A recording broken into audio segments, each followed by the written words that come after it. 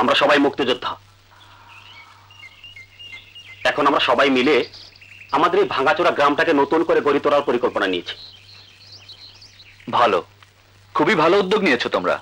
ভাবিজান সেরে উঠলে আপনি আমাদের নেতৃত্ব দিবেন।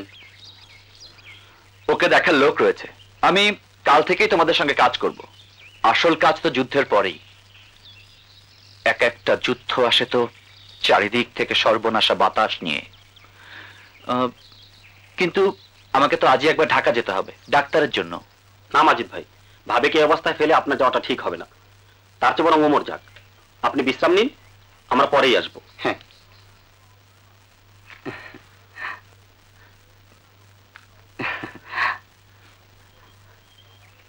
আসসালামু আলাইকুম।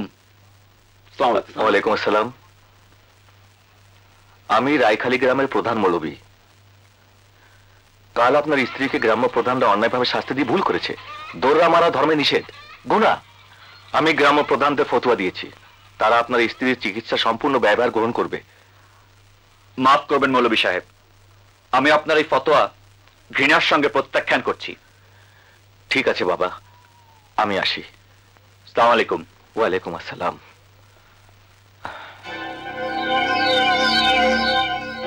আসসালামু আলাইকুম। ওয়ালাইকুম আসসালাম।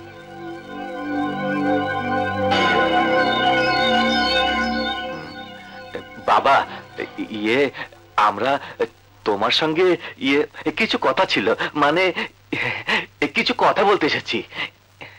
জানতাম আসবেন। আসুন, চলুন।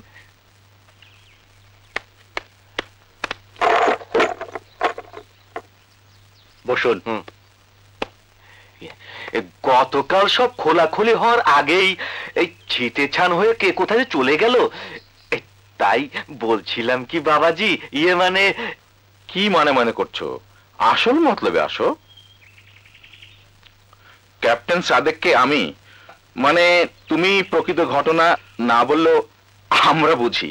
তোমাদের এই বুঝটা যদি সত্যি হয়, তারপর এখন মজলিসে বেআব্রু বউকে তোমার তালাক দিতে হবে। একই পাড়ার গেরস্থ আমরা, মঙ্গল অমঙ্গল একই গেরোতে বাঁধা। পাকিস্তানিদের খুবলে খাওয়া জুঠা পরিবার ঘরে রাখা চলবে না, কি বলেন আপনারা?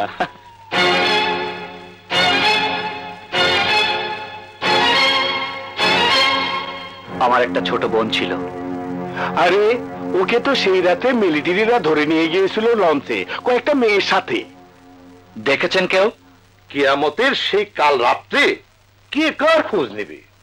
পরের দিন যে মেয়েদের পাওয়া যায়নি ধরে নিয়েছি। আমরা তাদের নামও মনে করতে চাই না। দোষ তো ছিল আমাদের।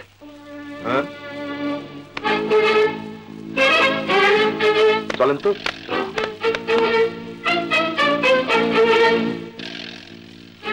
আমরা কাপুরুষ ভাইয়েরা আমাদের বন্ধুর ইজ্জত বাঁচাতে পারেনি, কিন্তু তারা প্রাণ মন বিসর্জন দিয়ে এগিয়ে দিয়ে গেছে স্বাধীনতাকে।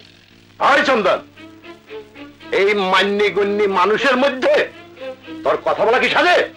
চুপ কর। কেন চুপ করুন? ওই সুনি যদি এই বইটাকে সামিল হইতে পারে, তাহলে আমরা পারুম না কেন? দেশ এখন স্বাধীন, মাতব্বরে আর সাধারণ কোনো ফারাক নাই। তোরা তো সব সোনার বাংলা বানাবি।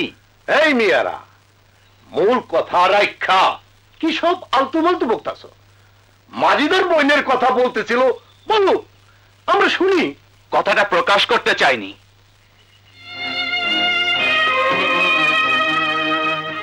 অন্তত আমার দুঃখিনী মায়ের জন্য। আমি যেমন ফিরে এসেছি, সেও একদিন ফিরে আসবে, এমনি আশা ছিল তার বুকে। কিন্তু লুৎফা আর কখনো ফিরে আসবে না।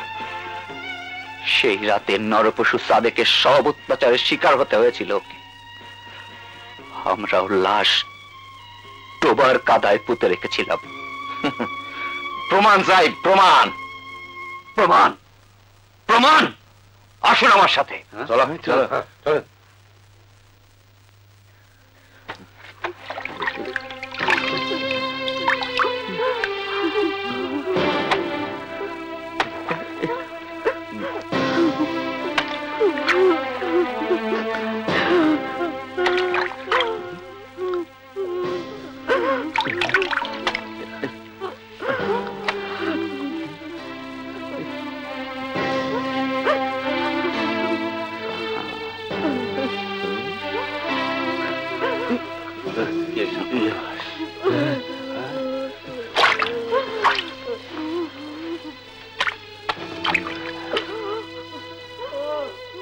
বছর শেষের খুশি নগদে হবে বেশি। নগদ পেমেন্টে নির্দিষ্ট ক্যাটাগরির কেনাকাটায় 300 টাকা পর্যন্ত ক্যাশব্যাক।